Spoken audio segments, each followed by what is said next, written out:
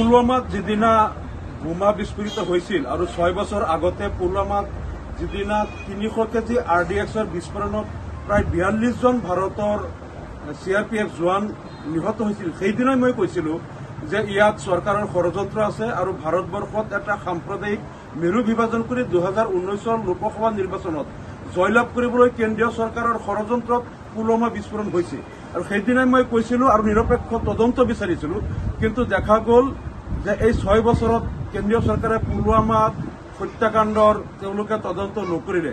কেনেকে 300 KG RDX লৈ কাৰখন CRPFৰ কনভয়ত সোমাল আৰু কাশ্মীৰৰ ইমান এটা নিৰাপদ জোনত, তাত ইমান এটা হাই সিকিউৰিটি জোনত 300 কেজি RDX কোনে সোমালে, কেনেকৈ সোমালে, আজিলৈকে কেন্দ্ৰীয় চৰকাৰে তাৰ তদন্ত নকৰিলে আৰু তদন্ত নকৰাৰ কাৰণে তাৰ প্ৰকৃত কাৰণটো ৰাইজে নাজানিলে। আৰু কালি যিটো পেহেলগামত যিটো তাত গুলীবৰ্ষণৰ যিটো ঘটনা হ'ল, ইয়াত সমগ্ৰ ভাৰতত বিজেপিয়ে প্ৰচাৰ কৰি আছে যে তাত সন্ত্ৰাসবাদীয়ে তেওঁলোকক নাম সুধি সুধি যদি হিন্দু হয় তেওঁলোকক গুলিয়াইছে, মুছলিম হলে গুলিওৱা নাই। কিন্তু তাৰ যিসকল ভুক্তভোগী তেওঁলোকে আকৌ যিটো বক্তব্য দিছে, ইয়াত কোনো কাকো নাম সোধা নাই, আন্ধাৰৰ পৰা তেওঁলোকে গোপনে গুলীবৰ্ষণ কৰিছে। আমাৰ সন্দেহ পুলৱামাত যিটো চক্ৰই 300 কেজি RDX লৈ সেইদিনা বোমা বিস্ফোৰণ কৰি 42 জন CRPF জোৱানক শ্বহীদ কৰিছিল, কালিৰ ঘটনাটো সেই চক্ৰটোৱে কৰিছে। যদি কেন্দ্ৰীয় চৰকাৰে, মোদী চৰকাৰে যদি ইয়াৰো নিৰপেক্ষ তদন্ত নকৰে আৰু এই ঘটনাটোক লৈ সমগ্ৰ ভাৰতত যদি হিন্দু মুছলমানৰ মাজত এটা বৈষম্য আৰু বিভাজনৰ তেওঁলোকে ৰাজনীতি কৰে, তেনেহ'লে আমি বুজি পাম এইটো অমিত শ্বাহ আৰু নৰেন্দ্ৰ মোদীৰ ষড়যন্ত্ৰত হৈছে।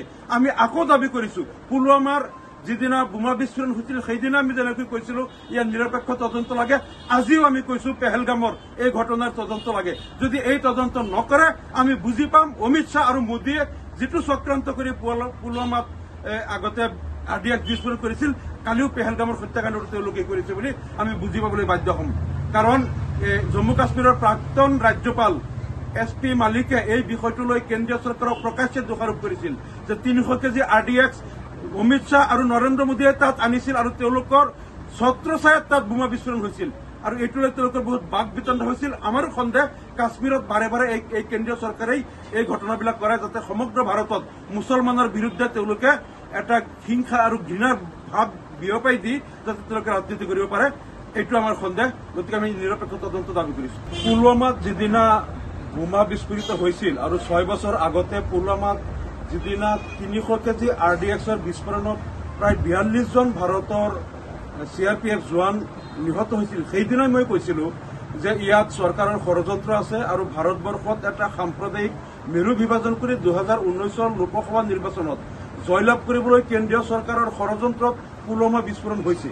আৰু সেইদিনাই মই কৈছিলো আৰু নিৰপেক্ষ তদন্ত বিচাৰিছিলো, কিন্তু দেখা গ'ল যে এই 6 বছৰত কেন্দ্ৰীয় চৰকাৰে পুলৱামাত হত্যাকাণ্ডৰ তেওঁলোকে তদন্ত নকৰিলে। কেনেকে 300 কেজি RDX লৈ কাৰখন CRPFৰ কনভয়ত সোমাল আৰু কাশ্মীৰৰ ইমান এটা নিৰাপদ জোনত, তাত ইমান এটা হাই সিকিউৰিটি জোনত 300 কেজি RDX কোনে সোমালে, কেনেকৈ সোমালে, আজিলৈকে কেন্দ্ৰীয় চৰকাৰে তাৰ তদন্ত নকৰিলে আৰু তদন্ত নকৰাৰ কাৰণে তাৰ প্ৰকৃত কাৰণটো ৰাইজে নাজানিলে। আৰু কালি যিটো পেহেলগামত যিটো তাত গুলীবৰ্ষণৰ যিটো ঘটনা হ'ল, ইয়াত সমগ্ৰ ভাৰতত বিজেপিয়ে প্ৰচাৰ কৰি আছে যে তাত সন্ত্ৰাসবাদীয়ে তেওঁলোকক নাম সুধি সুধি যদি হিন্দু হয় তেওঁলোকক গুলিয়াইছে, মুছলিম হলে গুলিওৱা নাই। কিন্তু তাৰ যিসকল ভুক্তভোগী তেওঁলোকে আকৌ যিটো বক্তব্য দিছে, ইয়াত কোনো কাকো নাম সোধা নাই, আন্ধাৰৰ পৰা তেওঁলোকে গোপনে গুলীবৰ্ষণ কৰিছে। আমাৰ সন্দেহ পুলৱামাত যিটো চক্ৰই 300 কেজি RDX লৈ সেইদিনা বোমা বিস্ফোৰণ কৰি 42 জন CRPF জোৱানক শ্বহীদ কৰিছিল, কালিৰ ঘটনাটো সেই চক্ৰটোৱে কৰিছে। যদি কেন্দ্ৰীয় চৰকাৰে, মোদী চৰকাৰে যদি ইয়াৰো নিৰপেক্ষ তদন্ত নকৰে আৰু এই ঘটনাটোক লৈ সমগ্ৰ ভাৰতত যদি হিন্দু মুছলমানৰ মাজত এটা বৈষম্য আৰু বিভাজনৰ তেওঁলোকে ৰাজনীতি কৰে, তেনেহ'লে আমি বুজি পাম এইটো অমিত শ্বাহ আৰু নৰেন্দ্ৰ মোদীৰ ষড়যন্ত্ৰত হৈছে। আমি আকৌ দাবী কৰিছো, পুলৱামাৰ যিদিনা বোমা বিস্ফোৰণ হৈছিল সেইদিনা আমি যেনেকৈ কৈছিলো ইয়াৰ নিৰপেক্ষ তদন্ত লাগে, আজিও আমি কৈছো পেহেলগামৰ এই ঘটনাৰ তদন্ত লাগে। যদি এই তদন্ত নকৰে আমি বুজি পাম অমিত শ্বাহ আৰু মোদীয়ে যিটো চক্ৰান্ত কৰি পুলৱামাত আগতে RDX বিস্ফোৰণ কৰিছিল, কালিও পেহেলগামৰ হত্যাকাণ্ডটো তেওঁলোকে কৰিছে বুলি আমি বুজি পাবলৈ বাধ্য হ'ম। কাৰণ জম্মু কাশ্মীৰৰ প্ৰাক্তন ৰাজ্যপাল SP মালিকে এই বিষয়টো লৈ কেন্দ্ৰীয় চৰকাৰক প্ৰকাশ্যে দোষাৰোপ কৰিছিল যে 300 কেজি RDX অমিত শ্বাহ আৰু নৰেন্দ্ৰ মোদীয়ে তাত আনিছিল আৰু তেওঁলোকৰ ছত্ৰছায়াত তাত বোমা বিস্ফোৰণ হৈছিল আৰু এইটোলৈ তেওঁলোকৰ বহুত বাক বিতণ্ড হৈছিল। আমাৰ সন্দেহ কাশ্মীৰত বাৰে বাৰে এই কেন্দ্ৰীয় চৰকাৰেই এই ঘটনাবিলাক কৰে যাতে সমগ্ৰ ভাৰতত মুছলমানৰ বিৰুদ্ধে তেওঁলোকে এটা হিংসা আৰু ঘৃণাৰ ভাৱ বিয়পাই দি যাতে তেওঁলোকে ৰাজনীতি কৰিব পাৰে।